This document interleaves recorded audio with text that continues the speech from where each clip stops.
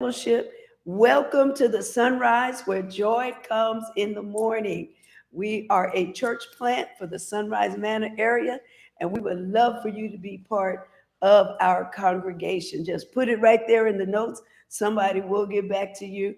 In the meantime, it is Bible study time, and we are in a series called From Reading to Study. From Reading to Study. So we're taking a look at deeper things in the gospel, deeper things in the Bible. We want to stop just reading it and really studying it for what it means. So we're in the book of Romans, and Romans is a wonderful, wonderful uh, book. It'll tell you everything there is to know about this new life, this salvation. And so we're in chapter 3, and we're going to start at verse 25. Chapter 3, verse 25.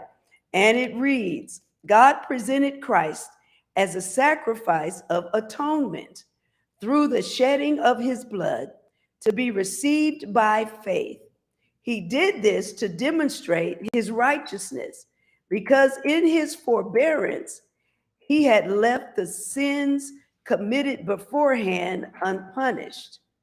He did it, verse 26, he did it to demonstrate his righteousness at the present time, so as to be just and the one who justifies those who have faith in Jesus. Now, most of you have no idea what all of that means. That's why we don't just read it, we study it.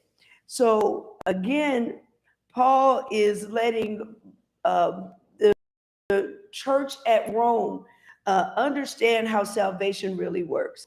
In this church, there were people who were of the Jewish faith before they became Christians. The Jews believed in the law. Of course, God gave them a law, but the whole reason God gave them a law, and most of you might know it as the Ten Commandments, but there were like 613 laws, is to just show them that no one really could fulfill this, and that Jesus Christ had to come to fulfill that law. And by his sacrifice, instead of everybody dying and going to hell because they could not obey God, he obeyed God for us, and God counted his obedience as righteousness for us. So Paul is continuing to make this argument, especially because the other half of the church was Gentiles, and they knew nothing about the law. They never had met this living God before. And he's showing them that all of us need God. Basically, his bottom line is everybody needs God, and that all you have to do to accept and be back in good relationship with God is to believe in Jesus Christ and what he did for you. So when he gets to this verse 25, he says that God presented Christ as a sacrifice of atonement. Now, this word presented means that he displayed him publicly. God showed everybody was able to see that Jesus was crucified. God made it public. So presenting Christ means God showed publicly, this is Jesus Christ, and he is dying as a sacrifice of atonement. So this word atonement is another one of those church words, another one of those biblical words, concepts that we want to understand. So the sacrifice of atonement actually goes all the way back to the Old Testament. So in the Old Testament, because the people had sinned, and remember what sin was, they missed the mark, they didn't hit the bullseye, and the space between the bullseye and where you end up acting, all of that space was called a sin. It was a sin was an athletic term in a sense. And so sin symbolically became anytime you don't hit the right mark, anytime that you come below what God wants human beings to do and to be. So what they did in the Old Testament was they would make a sacrifice of a perfect lamb or a dove or an ox or a bull. They'd make a perfect sacrifice, and then that blood would be put on the Ark of the Covenant. Anybody remember what the Ark of the Covenant is? Anybody ever seen Raiders of the Lost Ark? The Ark of the Covenant was where um, the presence of God was. So you kind of go into the temple, and they had made this ark. There's some things that were in the ark. The Ten Commandments was in the ark. Not Adam, Aaron's rod was in the ark. Manna was in the ark. But what it represented was the presence of God. So when you went into the temple, you made your sacrifice. They would take the blood of the sacrifice, and the priest, the high priest, would take it into this place called the Holy of Holies, where the ark was, and that represented where the presence of God was. The presence of God was literally there, though. The presence of God stayed in the temple where the Ark of the Covenant was. That's why, like in the Raiders of the Lost Ark, when they opened the ark, everybody's face melted off. If y'all seen the movie, because you're not supposed to touch this thing, because that's the holy place. That's where God was. So what the priest would do was he would put the blood on the Ark of the Covenant, and that would cover the sins of Israel one more year so they could stay in right relationship with God. Now, all of that was just a symbol of later on when Jesus would come. But so when it says he's the atonement, what this scripture is saying is that God presented Jesus once and for all, instead of all those doves and all those goats and all those sheep and all those lambs and all of the stuff that they had to keep bringing year after year after year, just so God would be appeased. And they would pay, they couldn't pay for their sins. It would just kind of cover it for a year. And so instead of that, what he's saying is now Jesus is that sacrifice. He is that place to keep you all in right relationship with God. So then it says, God presented Jesus as a sacrifice and of atonement, who puts us in right. And I'll explain a little bit more about the sacrifice of atonement. He says to be received by faith. So again, he's saying that we receive Jesus Christ by faith. He did this to demonstrate his righteousness, because in his forbearance, he had left the sins committed beforehand unpunished. So the minute that we sin, we're supposed to receive death.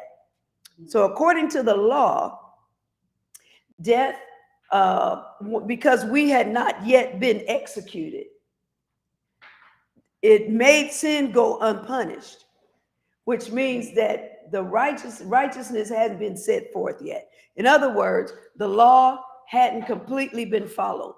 Because if the law had completely been followed, I would have killed everybody. And so, but because of his forbearance, in other words, I'm going to be patient with mankind, because I'm going to send Jesus to pay for everybody's sins. So in the meantime, all of the sins that mankind had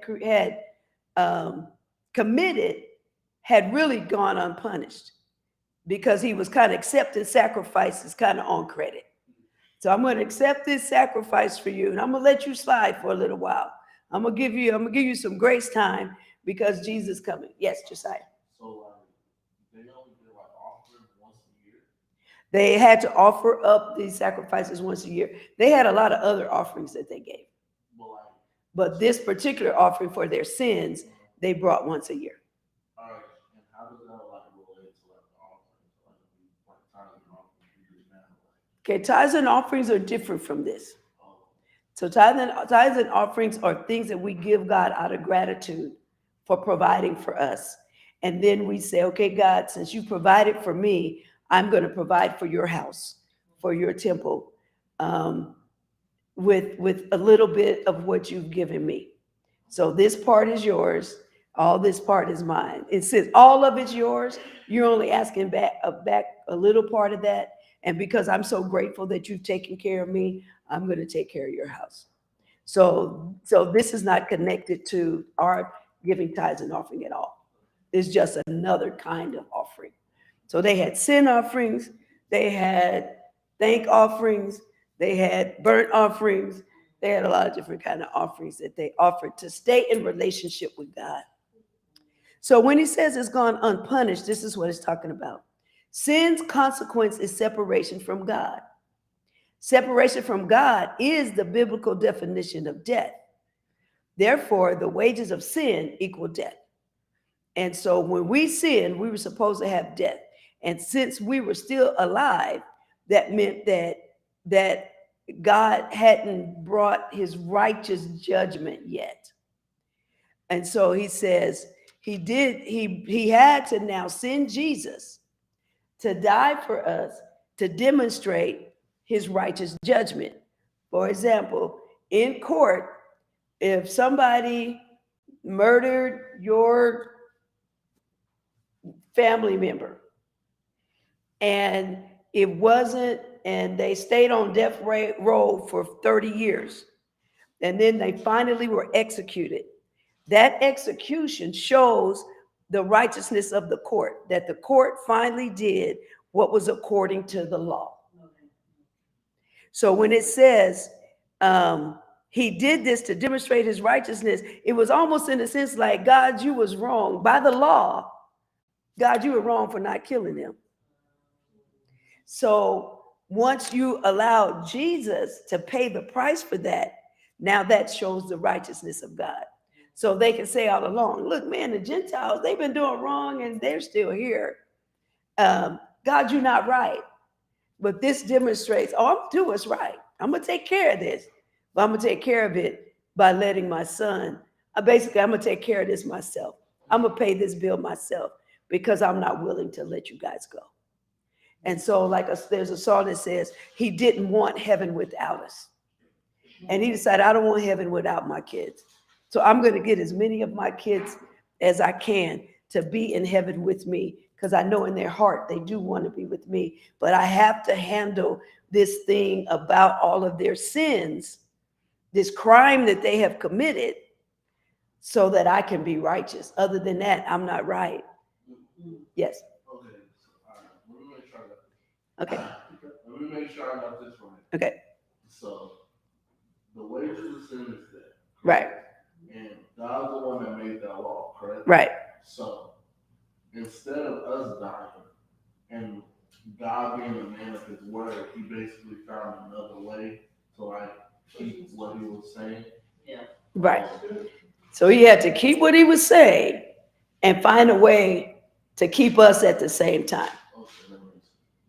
And that way was Jesus Christ. It's so kind of him. Appreciate it. So I want you to think, I have a question for you. Who do you love fiercely and completely? Who do you love fiercely and completely?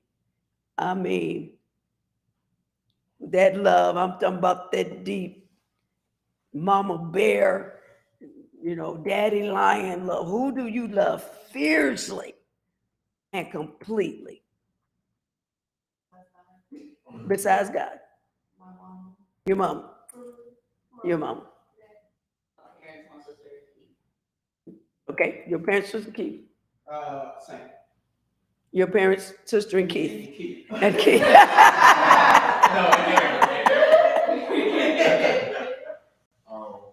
parents and my younger siblings. Okay.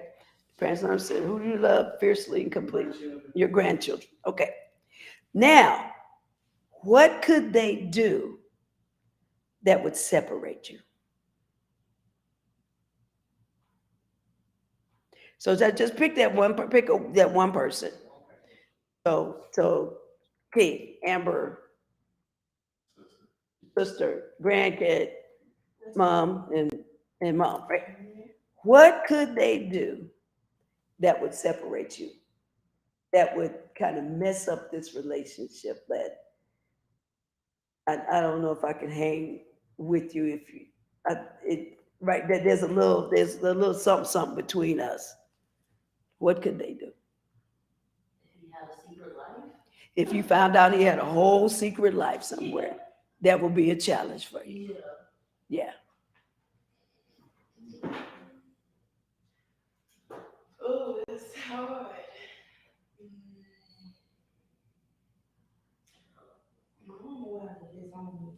If she disowned you completely, okay? Yeah, I would say the same, like, just lay me down to the dirt Okay, lay you down to the dirt. We'd have issues. I don't know. My sister's 8, so like, I don't know. What could she do? Say she grown up and do something, or even what she could do now. I just, That would make an issue. I didn't say stop loving them. I said that would separate. it happened so extreme. Like, she like, Or she like shot you with a gun on her I'll face. find a way to forgive her. I'm No, I didn't say you weren't gonna forgive them. I didn't say you weren't gonna love them. I would say this is causing us a separation. Okay, yeah, she shot. Okay. Okay.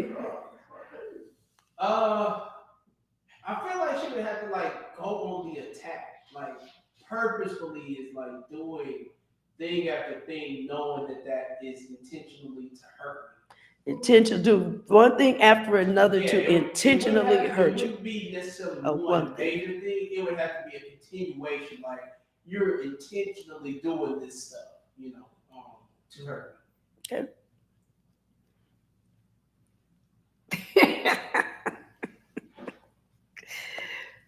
They, which is, there's nothing they could do that would separate them. For me, probably, I fiercely love my daughter. Um, if she has access to my entire life, so if she took my passwords, took all my money, lied on me, betrayed me, like I say, kick you all the way to the curb, and I found out there's something in her character that I did not believe was there, that there's no way I totally trust this kid. There's no way that I would believe that she would take everything I have, betray me, lie on me. Yeah. Talk about, we'd have an issue. Yeah. We'd have a separation. We'd have, and then I can't look at you right now. I think it had to be that, and like there's no explanation, like there's no drug habit. Right, that came out of right, nowhere, right. No chemical imbalance Yeah. that came out of nowhere. No new person in their life that I can point to the reason. It's just like That's what you we're just not- changed on me. Yeah. You just came after me unprovoked. Yeah. Yeah. So that would cause a separation. Now think in terms of what could they do? This person you love fiercely, what could they do to make up for it?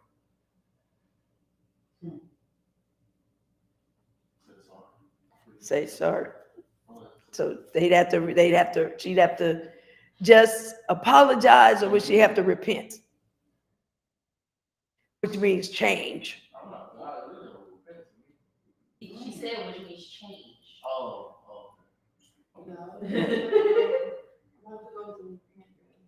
She'd have to come and say, Say sorry, I didn't see actions behind that. It is the butcher, sorry. okay, And I would say that too. And I would want, I mean, no one owes me an explanation, but just a reason, like, what made you? You'd want a reason. Yeah, So would that be a good reason? a good reason, no, but it'll give me a. Okay, mine has to be a good reason. I need an explanation of why you have a secret life. Uh-huh. I need like a real apology, and then we need to have a plan on how you're gonna change and what we're doing moving forward. Like, And I needed to be, you was drunk, you was under red, somebody said they was gonna kill you if you didn't do it. It'd be a good reason, not for me to love her right. or even forgive her, but for us to be reconciled in relationship. Yeah. Mine would be like a movie. Like really, it was a plot all along. Saved my life from these people that was actually Right. you did a double agent, and you had me really in mind. You were just playing this role long enough to figure out how to fix it and to really save me and protect me on the other. That's the only way for us to come back together. Love you, sure, can continue to do that. Forgive you, absolutely. But for us to come back to that same place and let you back into that same, Mhm. it had to be a movie type situation. Like Josiah's situation, you shot me, well, and you still got the mindset to shoot me again. You can't come back over right now, boo. there's this, there's a separation. And so this is the situation that God finds himself in. He loved us fiercely, loves us fiercely, loves us completely.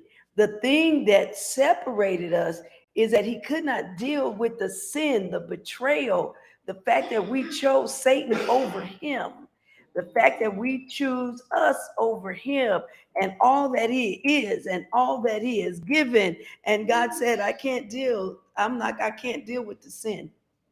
We can't be in relationship if you love sin. So at this point, God and mankind have irreconcilable differences. I hate sin. You love sin. I can't live with it. You won't live without it. We have irreconcilable differences. So that's what we did to separate ourselves. But then, so God come up with, now what can they do to make up for it? Well, we couldn't change our own nature. So somebody had to pay. This is what we can do to make up for sin. Your wage is death, which is separation from me. The only way that I can be back in relationship with you is I have to do something about the thing that separates us. You guys can't do anything about it. You won't do anything about it. So I'm going to do something about it so that we can be back in relationship. So what he came up with this is this sacrifice of atonement. It's also atonement. Some people take that word to mean at one meant that this is going to bring us back together. This is what can be done to bring us back together. So it's also called the propitiation for sin. So when you see the word atonement or propitiation, those words mean I loved you fiercely. You did something that separated us. This is what has to be done to bring us back together. Propitiation. Propitiation.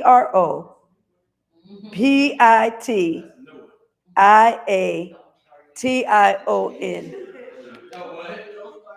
Oh, no, that's going in the vocab. Propitiation. Yeah, so I have a question. I don't know if you got an answer, but how you said we weren't gonna change our nature. So I know, we have a sinful nature, our hearts are deceptive. Did our nature change after Jesus came, or are we still just as sinful as before? Your nature changes when you're born again. Okay.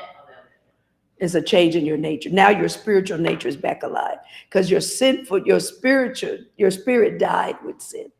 Okay. And so it's alive when you're born again. So since Jesus came, we have the opportunity to change our nature, because before Jesus, we didn't have the opportunity. Right. So he just had to cover us. Okay. So the propitiation is the King James version. So King James says, verse 25, whom God has set forth to be a propitiation through faith in his blood. And then, so that's why I say it's the same word. You mean, if you guys are always using, you guys kind of grew up with the NIV, or we grew up with the King James. So King James version, they use it propitiation. New International Version, sacrifice of atonement, but it's the same word. And all it is a sin offering by which the wrath of the deity shall be appeased. So I'm going to, in other words, this will quench my anger. The only thing that will quench my anger is that somebody dies in your place. Meaning, I got to kill you because this was what the law said. So, but what I will accept is if something innocent dies for you. That was a loophole in the law. Okay. So it's a sin offering that now just a general word. It's kind of a lot of religions had sacrifices and then the gods were nice to them again. So they kind of bit off of this. And it sounds barbaric, but it doesn't, but not when we think in terms of our law even now. You murder somebody in cold blood that was premeditated, there's a death penalty that comes for that. If you commit treason against your country, there's a death penalty that comes with that. So it's really not as barbaric as it sounds, um, because we still do it to this day, right? So, and if it's, other than having a Christian mindset, if it was your kid and you didn't have this Christian mindset and you kill my kid, oh yeah, you got to go. Are you being a barbarian? No, it's just the thing that they took from you was so valuable that in your wrath, it's many a father, probably not any father who would say, man, it might have been wrong to kill him, but I'd have killed him too. Because your fierce love says that this is the right thing to do for what you took from me. And so it sounds barbaric, but we can relate because we have that kind of love. And you take that to the infinite degree. So this word actually refers to the actual place that it happens. So Jesus is the place where God's wrath is quenched. He's the place. So that word actually means a place. He's the offering. Not only is he the offering that appeases or satisfies that offended party, which in this case is God, but he's also the place where it happens. Okay. So how does this work? That's kind of deep stuff, but again, that's why we're studying. It's kind of deep. So how does this work? What they used to do is when they brought their sacrifice, they would lay their hands on the head of the sacrifice. And so when you lay your hands on the head of the sacrifice, the person that was offering the sacrifice was identifying himself with the sacrifice. So when I put my hands on my lamb that is going to be blood, going to be slain to cover my sin, I am saying that I now am the lamb and the lamb is me. We're switching places. I'm identifying this lamb is me, represents me. Okay. So when the lamb dies, that means that I died, which means I did my death penalty because that was my penalty. But I'm identifying myself with this lamb. So through its death, it became a covering for my sin. I paid my debt because now this lamb is me. So, but that's why the lamb had to be unblemished, so the lamb would be worthy of it. Because if you just sent me something that was as flawed as me, then it wasn't worthy. So that's why that you had to bring that lamb that was unspotted, that dove that didn't have a broken wing, or that goat that didn't have a blemish on it. And so that was, again, just a foreshadowing. Everything in the Old Testament is just a foreshadowing of what was going to happen once Jesus came. So Jesus is perfection. Once we identify with Christ by saying, I believe in Jesus Christ, I identify with him by faith. By simply believing this story, I identify with him as my Savior. Then his perfection covers all of our sins at one time. Because we identify with him. Now, when he died, it was the same as if we died. And he was the perfect sacrifice. So that's why the scripture says he did this to demonstrate his righteousness. He had let sins go unpunished beforehand, but that wasn't right for them to be able to sin and go unpunished, because his righteousness demands that there be a punishment for sin. Just like you would say, man, this person came in, they killed and shot all my kids, and then they stole everything out of my house, and then they got my credit card, and y'all just gonna let him go? That ain't right. And so it's the same with us. We spit in God's face. We did what we want to do. We sinned in his face. We rejected him. We chose the devil over him. We chose ourselves over him. We said he wasn't God. We said he didn't exist. We took all of the stuff and the blessings and we kicked God to the curb. And then he just gonna let us go. That ain't right. Since I can't pay that penalty, he says, I don't want you to die for this. So if you just identify yourself with me, then I'll die for you. The, the penalty for sin is paid, and you and I can get back in relationship. And that's the good news of the gospel, basically. Okay. Any questions on that part? Well, so before that part, they could only bring the sin offering once a year, right? Yes. So, And it was just, I'm just going to let it hold on. It's sort of like, you know, you owe me $100 million, but I'm going to let you pay 50 cents on it every year. You ain't going to live long enough to pay this off. But if you make your payments, you're going to understand that later. Sometimes they'll just let you make a little payment on it and not turn your lights off. Like I really should have turned your lights off because you didn't pay your light bill. But if you can, they'll make a deal. But if you bring me $25, you still owe me that $500 light bill. But if you bring me $25 this month, I'll let the light stay on.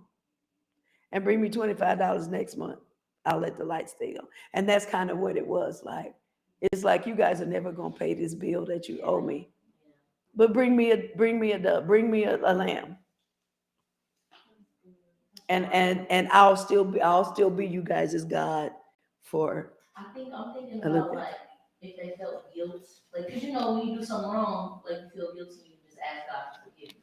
But I gotta wait all of these months before I can even give you my offerings, or are they really with guilt? Maybe not, but I'm just Some of them did, some of them didn't. Some of them convinced themselves they were all right. Some of them just did it out of being religious. Like, okay, this is what we do. I'm a Jew. This is what we do, but didn't feel anything about it. And God knew that. That's why he said, there's going to be a time where I'm going to put my spirit in you. And then you'll have a consciousness about this. But right now, I'm just going to let y'all pay on this bill that you can never pay off. Yes. All right, in the story of Cain and Abel, were they doing an atonement, sacrifice of atonement when they were doing their thing or whatever? Like, or were they doing a different type of like offering? It was a different type of offering because they didn't have a law. So they were separated. They were separated from God in a sense. So in a sense, they were kind of doing it, but their offerings were, God, kind of, here we are. You gave us this, and they kind of had a different relationship with God. So it's kind of maybe a foreshadowing of that, but actually there was no law yet. But what they did say is God told Adam and Eve, the day that you eat of this tree, you will surely die. And that's what he meant. You're going to be separated from me. But then at the time, so here's their kids coming up. And so part of that might have been, let me appease God. But, by then, everybody was going to die after that. And then, but it wasn't until the law came that you had to do that. But people kind of did it naturally.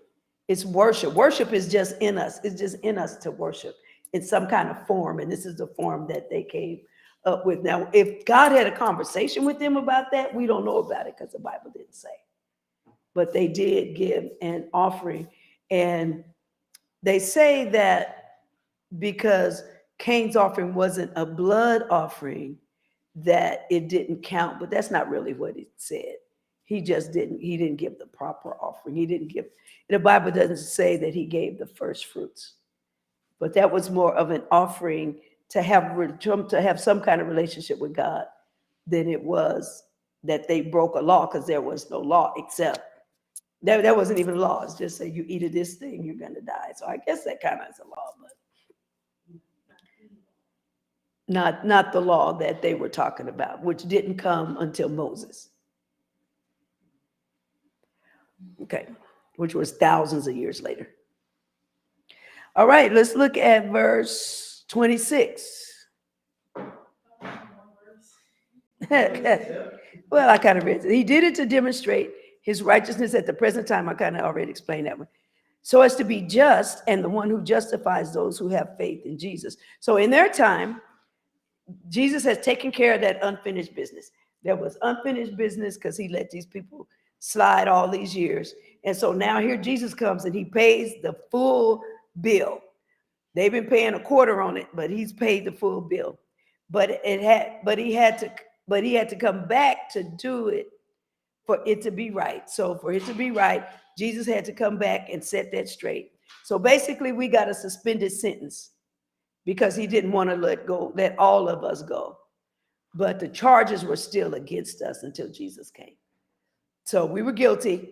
He suspended the sentence, and then Jesus took care of it. So now all we have to do is believe and accept Jesus, and we're completely acquitted of all of our charges forever. That's the good news. Okay. Verse 27. Where then is boasting? It's excluded. Because of what law? The law that requires works? No, because of the law that requires faith. This verse simply means so nobody can boast about anything they did to earn this salvation. So we have to stop thinking that because we do better than other people, I ain't cheated on my husband, I haven't cussed anybody out, I wear my dresses long, and I don't show all my breasts, and I don't go to the party on the weekend, and I don't do drugs, and I don't get drunk. So that makes me more righteous than the person, that did cheat on her husband and dresses like a hoochie and gets drunk every weekend. No, you're not more righteous than that person. Nobody can boast about anything they did. So the law that requires works couldn't do it. They had those 613 laws. Nobody could fulfill it. If you did all 600, you still messed up the other 13. So any of the ones that if you transgress one, you transgress them all. You missed the mark. You missed the bullseye. You could have done 612 and not do 13, and you missed the bullseye. And so that means you had sin. So all of us had sin. So we can't brag about it. But what the law that said try to work towards being righteous couldn't do, the law that all it requires you to do is have faith in Jesus, that law got it done. And so now we are completely acquitted. It's like you didn't do it. It doesn't matter what you did. In God's eyes, it's just like you never did it. That's so hard to accept. Why is that hard to accept? Because I think it's hard to not think of it like a human lens. Like whether I do something good to somebody or this is something to me, like I might forgive them, but like that's still in the back of my head. Like I gotta watch out because I know like you so it's like we can hang out, but we're not hanging out like that no more. So it's like I'm still putting boundaries and restrictions on the relationship. So that's what I said. What could people do to get back this person that you love fiercely that did something that separated you? Oh, you missed that part, right? So our question was, who do you love fiercely? What could they do to separate you? And what could they do to put that relationship back together? And so God found a way to put that relationship back together. And so that's what you have to think of. Think of somebody that you love fiercely. Think of something that they could do that would separate you. And then how could they get back in your life? So this is how we could get back in his life. I think it's a hard concept for us to accept that all sins are equal because we have these hierarchies in our mind, based on what our feelings are towards what sin, So it's hard to be like, you gotta forgive and forget, and I just did this much, and they did this much, and we have the same, forgiveness. Okay, so that's why you have to think of it in terms of that word called sin. Yeah. That the only way to win this game is to hit the bullseye. It doesn't matter that you were a foot from the bullseye and you were an inch from the bullseye. Because the only way to win this one is to hit the bullseye. Even with that in my mind, I'm like, well, I was closer than them. So- That was in last place. So somebody commented online, they said pride comes before the fall. So it's Right. kind of like what you're talking about as far as like, well, I'm not as bad as this person. It's like, that's still pride. If you look at yourself honestly, then you gotta, Yeah. you know. And pride is one of the sins he hates the most. So you, in your eyes, murder might be worse than pride, but it ain't your law. God hates pride because really you're so pitiful and helpless and dumb and compared to him, and you got the nerve to puff up with him like you done something. That irritates him. So again, it's getting God's perspective. That's a human perspective. There's some things that are worse than others, but um, if you missed, you just missed. Okay. And I sometimes it's because some consequences are like worse than others. Like if you kill somebody, somebody's life is gone. Like they're not coming back. They're gone. But like if I lie, you probably not even gonna know. Or like we're for this conversation. So it's just like yeah. Let's see what's a better way to deal with it. To God, it will be the difference for you if somebody killed Mark versus somebody killed Joy. It's the same.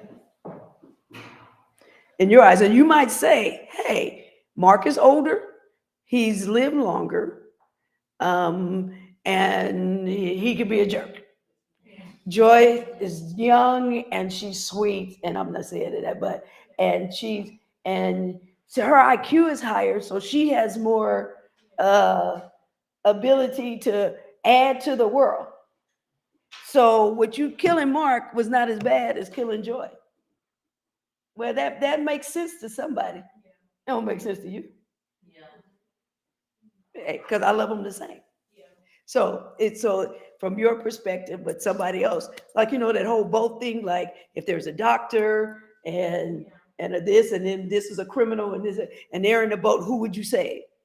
Because in our human eyes, we put more value on people than others. In God's eyes, he doesn't. So that's his perspective. Y'all, whatever it was, all of you kicked me to the curb.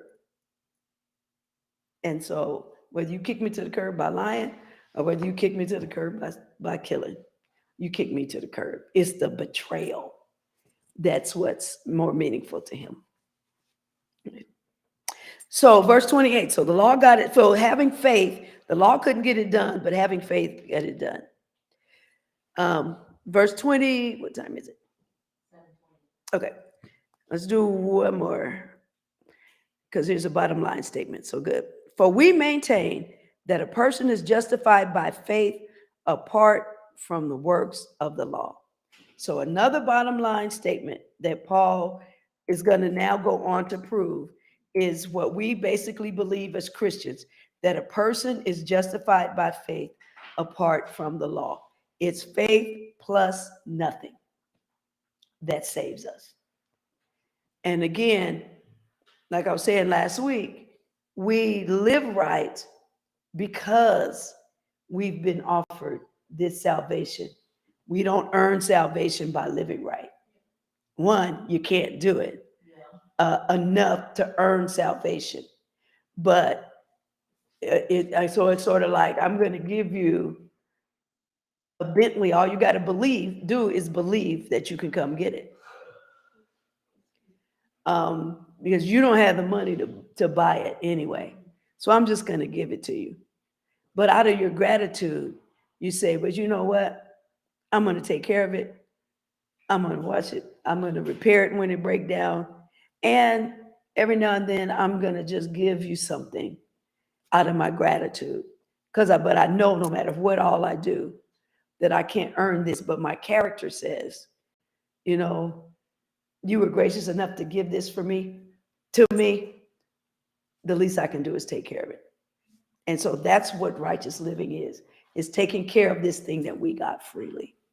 But there's no way that you can say, okay, I'm gonna take care of this Bentley, and because I took care of it good, I earned the right for you to give it to me. No, you didn't. Because your washing the Bentley has nothing to do with how much this Bentley is worth. And so you can wash the Bentley all day. None of that's ever going to give it what it's worth. But if I give it to you, the least you can do is wash it. Right. Okay. All right. Any questions?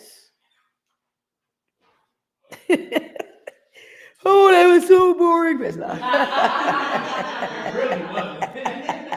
It really was. So the bottom line is we believe that people are saved by faith alone. We do believe by faith alone. But we do want to live right because God has been so gracious. And we just do it to the best of our ability. We could never live right enough to be perfect before God. So Jesus did it for us. And that's what we're grateful. But that's our Bible study for tonight. God bless you all. Come back and see us. This is Sunrise Christian Fellowship. Again, where joy comes in the morning. We would love to have you. We meet every Saturday night in town at 6:30 at 4344 West Cheyenne. But we are coming out to the Sunrise Manor area. We're going to be out there, and we're claiming in 2023, we're going to find our place out there, and we would love all of you to be a part of our church. If you'd like more information about us, just put it there in the comments. We would love to have you as part of our church family. All right, good night, everybody. We'll be here next week, starting at Romans chapter 3, verse 29, and there's some great juicy stuff in chapter 4. So come on and let's go from reading to study. God bless you.